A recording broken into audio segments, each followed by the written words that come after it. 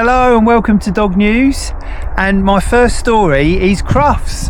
And this week, or on Sunday, was the best in show in Crufts, and an Italian whippet called Mayusia was named the best in show after beating about 19,000 dogs to the top spot. How wonderful is that? She was a beautiful dog as well, going around the ring, and she was up against some other lovely dogs as well, and quite a rare Tibetan Mastiff was in the last 8 as well. And so well done to the Italian owners of the whippet. Now, research has shown that links between our Labradors and humans over obesity are very key, actually. Researchers have found that it's a very similar sort of gene that makes a Labrador go obese and a human be obese. And they're saying it just emphasises the need for exercise and diet to keep ourselves and our dogs healthy. Now, like I've said in other news, if you're in the area of getting a new dog, my camera keeps getting wobbled, Bixie keeps knocking it. There's researchers now shown that there's more dogs being given up to rescue centres because of the cost of living crisis in this country. So if you are in the area of getting a new dog, it's probably good to think about rescuing a dog because they are so needed to be rescued at the moment. Now, I don't know if you remember, I reported on a 3-legged ex-police dog the other week. Well, he went to Crufts, Baloo the name is, and won the Best Hero Dog, the Kennel Club Hero Dog Award, after 120,000 votes were cast for him. That's amazing, so well done to Baloo for winning that award. Now, some news from Somerset area. Dog owners are being urged to protect the lambing season because dogs being off lead are attacking sheep and lambs, and obviously lambs don't survive a dog attack. So the farmers are asking that people in the countryside with their dogs, especially if they're prone to chasing wildlife, keep their dogs on lead, keep them safe, keep the lambs safe. That's the plea. Now, going back to Crufts again, a young boy is said to be the youngest ever winner at Crufts. He was only 6 years old, called Bobby from Staffordshire, and he went into the ring to show his dog. He was too young to go in the youth part of the competition, so he had to go in against adults. 6 years old, and he showed his dog round the ring and actually won his group, which is quite amazing, isn't it? Well done.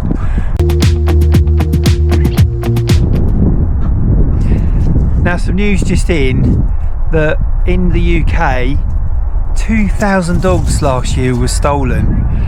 They seem to be focusing more on the high expensive breeds such as French bulldogs, and sadly these dogs are being stolen, used for breeding, used for fighting, and sort of being put into those sort of rings, and just being sold on again to make money for people. It's really sad. The UK government has changed the law about dog theft, and now somebody convicted of being a thief and taking a dog can get up to 5 years in prison, which is fantastic news. And dogs now aren't just classed as a possession, they're actually classed as their own right. So taking someone else's dog is actually classed as kidnapping in a way. So they can get 5 years in prison now, which is great. And hopefully now that kicks in, it will become a deterrent.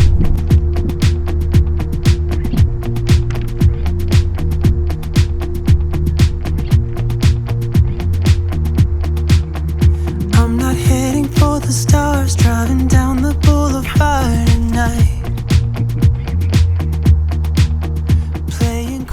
Now, last year, one of the massive box office smash of the year was Deadpool v Wolverine, and part of the film was a little dog, and it used to be Britain's ugliest dog, called Peggy, and she's a Chinese crested cross with a pug, so I think it's a pug crest or something like that, and she was the star of the film as well, so she appeared as another kind of character for Deadpool.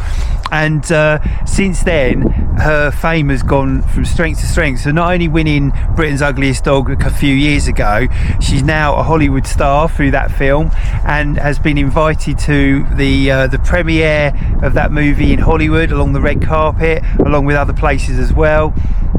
and she's just living the best life. But her owner says she loves just being at home with them as well, but she's become quite a TV star. She's appearing on TV shows in America quite regularly, and yeah, she's done really well for herself, so well done, Peggy. Now, scientists in Michigan are using AI to try and read what our dog's barks mean. So they're thinking that the AI will be able to understand and turn it into a language that we can relate to. A little bit like in the film Up, the Disney cartoon film, where the dog had a collar on, and every time the dog kind of barked, it was translated into English and spoke to the owner. Now they're thinking of AI will probably not be a long time before it comes to that, but they're thinking the certain tones of how a dog barks and woofs will be able to determine a lot more about the dog, maybe its age, breed, and all that sort of thing. Now, it's still quite new scientific camera went over. It's still quite new in the scientific world that they're doing this with the AI, but they're hoping to make progress and maybe make some models in the future where the barking can be interpreted into human speech. Now, I'm not quite sure that'll ever be quite realistic, really, because I don't think a dog's bark is particularly a language as such. They use it as a communication tool, but it's not actually forming words. It's more about emotions, expressions, and all that sort of thing. So it'll be really interesting to see where it goes, but we'll watch out for that one and see what happens. But can you imagine one day having a collar on your dog which it can speak to you saying, "Hey, I want my dinner now"? Oh, it could be a nightmare, couldn't it? Anyway, so that's the end of this week's news. I hope you've enjoyed it, and stay tuned. I'll release videos on Sundays as well when I go out for a walk with dogs, and also do shorts throughout the week. So like and subscribe and you get to see all of that, and if you hit a little bell notification, you get all the little notifications about when I do release a video, so you get to see those as well. Take care, everyone. Thanks for watching. Bye bye. Watching people on the street as I go by, and it doesn't even matter to me where I go. I just feel I need to take a ride. Got my coffee cup to go, and I'm gonna hit